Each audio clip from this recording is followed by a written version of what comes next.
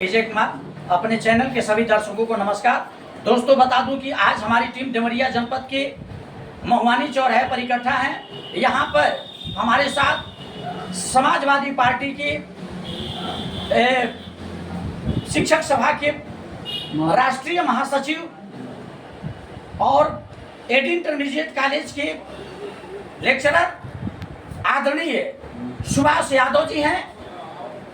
और वर्तमान में अपने दर्शकों को बताने का प्रयास करूंगा कि अपने कार्यों के प्रति इतने सजग रहे कि ग्राम सभा की जनता ने इनको ग्राम प्रधान की पद भी दे दी। इनके ऊपर इतनी बड़ी जिम्मेदारी दी है। इसको देखते हुए कहीं न कहीं समाजवादी पार्टी के और पूर्व मुख्यमंत्री माननीय अखिलेश यादव जी ने इनके कार्यों को देखते हुए एक बहुत बड़ी जिम्मेदारी दी है। जो शिक्षकों की समस्याएं हैं, उस समस्याओं को राष्ट्रीय अध्यक्ष जी के पास तक ले जाने की खूबी इनके अंदर देखा, इसलिए इनको यह जिम्मेदारी दी गई है। आइए मैं रुख करता हूं खबर की तरफ, इनकी खबर को देखें।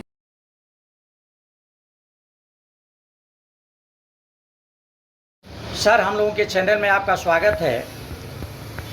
सर, हम लोग एक चीज़ आपसे जानना चाहेंगे कि समाजवादी पार्टी के राष्ट्रीय अध्यक्ष माननीय अखिलेश यादव जी ने आपको एक बहुत बड़ी जिम्मेदारी दी है। सर, राष्ट्रीय शिक्षक संघ का राष्ट्रीय महासचिव बनाई है शिक्षक सभा का।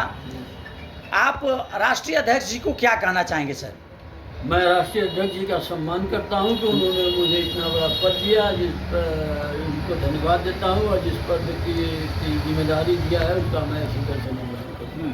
सर, आप एक आदर्श शिक्षक के रूप में मालीबारी इंटर कॉलेज से सेवानिवृत्त हुए हैं।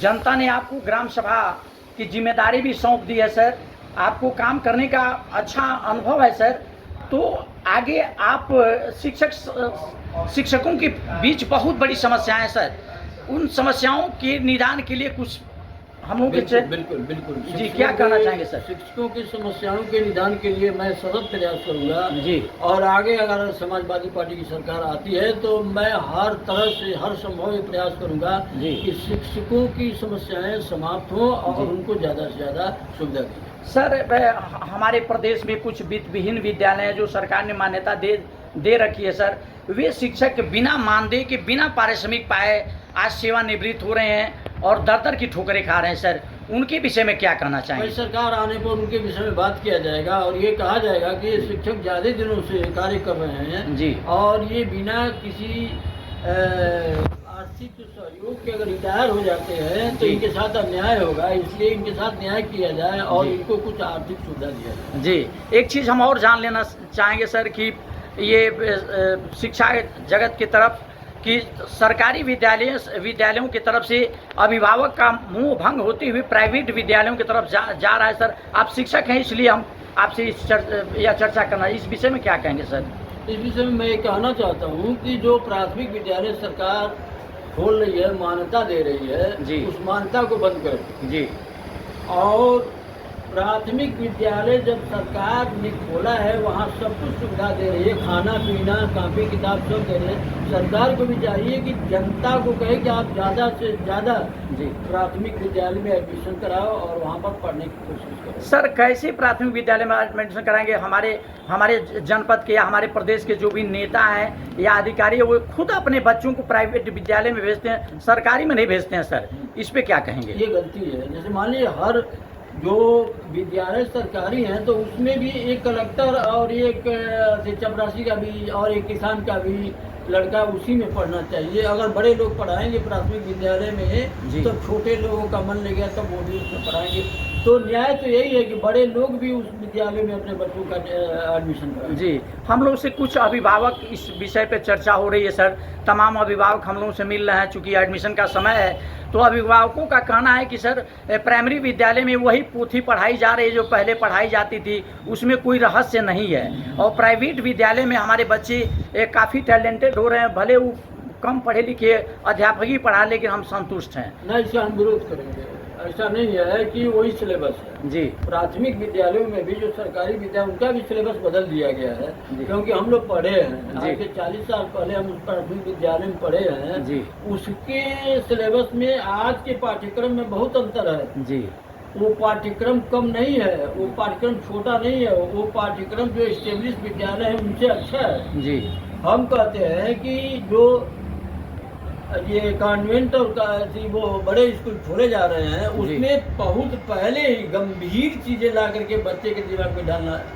डालते हैं लोग। जी। हमारा कहने का मतलब ये ए से जेड तक चलिए, जेड से ए तक क्यों आते हैं? जी आप ए से जेड तक जाएंगे तो प्राथमिक स्कूल में पढ़ाया जाएगा, 1 से 100 तक पढ़िए, 100 से 1 तक मत पढ़िए। जी और प्राथमिक विद्यालय में जो है वो है, यही है, ठीक है, कोई बात नहीं है। जी। ऐसा नहीं है कि जो कॉन्वेंट और वो तमाम तरह के बड़े स्कूल है वो घोर करके पिला दे रहे हैं कि तुरंत से बच्चा जो है डीएम बन जा रहा है। जी सर एक बात हम आपसे नहीं है। सर जी। एक बात हम आपसे पूछना चाहते हैं कि 5000 प्राइमरी स्कूलों को सरकार बंद कर रही है, इस पर आपका क्या विचारधारा है, क्या बताएंगे? इसको नहीं बंद करना चाहिए, नहीं इसलिए बंद करना चाहिए कि आखिर मान लीजिए कि गरीब के बच्चे कहाँ जाएंगे पढ़ने के लिए? गरीब के बच्चों के लिए अगर संस्थान है तो वही ना है। प्राथमिक स्कूल में आज भी गरीबों के बच्चे जाते हैं, आज भी पढ़ते हैं, उनकी पढ़ाई छूट जाएगी। योगी सरकार का कहना है कि जिन विद्यालय वही विद्यालयों को बंद किया जा रहा है जिसकी संख्या बच्चों की 50 से कम है, उनको उस विद्यालय से दूसरे विद्यालय में नहीं, एडजस्ट कर दिया जाए। सरकार को उन अध्यापकों के ऊपर दबाव बनाना चाहिए कि जी। आप अपने विद्यालयों में इतनी संख्या क्यों रखे हो? आप अपने विद्यालयों में बच्चों की संख्या को बढ़ाओ। अगर नहीं बढ़ाओगे तो तुम्हें बोनस दिया जाएगा, तुम्हें हम तनख्वाह देते हैं, सब कुछ देते हैं, तो आपके स्कूल में बच्चे क्यों नहीं पढ़ते हैं, क्यों नहीं आते हैं? तो उसका जवाब वो लोग देंगे। लेकिन एक चीज़ है, जो विद्यालय बंद किए जाएंगे तो वहाँ के तो गरीब नहीं पढ़ पाएंगे। सर तो कहीं ना कहीं प्राइमरी विद्यालय में जो शिक्षक रखे गए हैं इनकी भी लापरवाही मानी जाएगी सर शिक्षा विभाग से, तभी तो गार्जियन का मुंह भंग हो रहा है इनके तरफ से। लापरवाही उसमें एक चीज़ है, जानते हैं क्या? जी वो अध्यापक भी जानता है कि मुझे पढ़ाने के लिए रखा गया है, जी लेकिन लापरवाही वहाँ ये हो जाती है जी। कि जब उसको क्रीम नहीं मिलते हैं, क्रीम बच्चे नहीं मिलते हैं, तो उसका भी मनोबल डाउन हो जाता है। जी जी आप कहते हैं, हम कहते हैं, जी। जितने भी अच्छे विद्यालय के अच्छे परिवार के लोग हैं, अपने अच्छे बच्चों को जो अच्छे संस्कार दिए हैं, शिक्षा दिए हैं, घर पर पढ़ाते हैं, ट्यूशन लगवाते हैं, वो जब वहाँ पर भेज देंगे कॉन्वेंट स्कूल में तो इनको केवल बकरी चराने वाले और वो गरीब बच्चों के बच्चे भेजे जाएंगे तो उनका मन नहीं लगेगा। सर एक चीज़ और जान लेना चाहेंगे, जैसे प्राइमरी विद्यालय में ड्रेस भी दिए जाते हैं, भोजन भी दिया जा रहा है और नहीं तो उनको कुछ पैसे भी दिए जाते हैं सर, तो क्या यह गवर्नमेंट की पॉलिसी सही है या गलत है सर? गवर्नमेंट की पॉलिसी सही है, सही है, उसको देना चाहिए। देना चाहिए। जो फीस की जो प्राइवेट विद्यालयों में बेतहाशा फीस बढ़ोतरी की जा रही है, इसमें प्राइवेट प्राइवेट विद्यालयों विद्यालयों में में जो बढ़ोतरी की जा रही है, मनमाना हर विद्यालय का अलग अलग फीस है, उसको गार्जियन देने में अक्षम साबित हो रहा है, फिर भी किसी तरह से अपने बच्चों को पढ़ाने के लिए कर्जा लेकर या किसी तरह वो विद्यालय में पढ़ा रहा है प्राइवेट विद्यालय पर, सरकार का ऐसी कोई पॉलिसी बनाना चाहिए कि जो प्राइवेट विद्यालय एक मानक करना चाहिए कि फीस एक निर्धारित किया जाए। इस पर तो गवर्नमेंट को देखना चाहिए कि आप कितना फीस लेते हो, आप कितना फीस लेकर के कितने में काम किताब दे करके इन बच्चों को पढ़ाते हो। अगर इनके ऊपर अभी से इतना लोड पड़ेगा तो कैसे पढ़ाएंगे? अभी अभी एक घटना मैंने देखा, यूट्यूब में पता नहीं, एक गार्जियन किताब खरीदा 2100 रुपये जी, और उन्होंने लेकर के इतना उत्सुक हुआ कि किसी अधिकारी के पास गया, उस अधिकारी ने उस विद्यालय को मांगता रखा।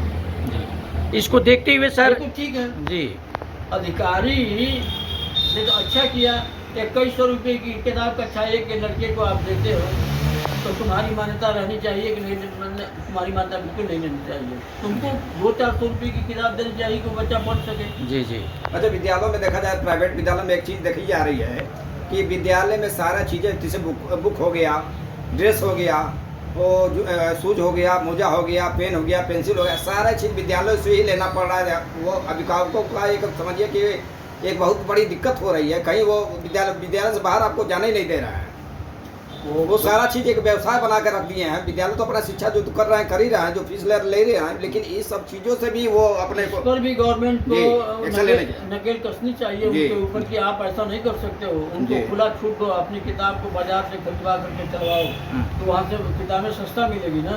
जो गवर्नमेंट की किताब क्यों नहीं चलवाते? तो गवर्नमेंट की किताब चलवाओ, तुम अपनी किताब छपवाते हो और उस किताब चलवाते हो, 1 रुपये का 100 रुपये लेते हो, ये अच्छा नहीं है। सर विद्यालयों में ऐसा भी देखा जा रहा है कि कई विद्यालयों का वो जो बुक एजेंसी है, किताब वाले हैं, वो जाके विद्यालय से प्राइवेट विद्यालय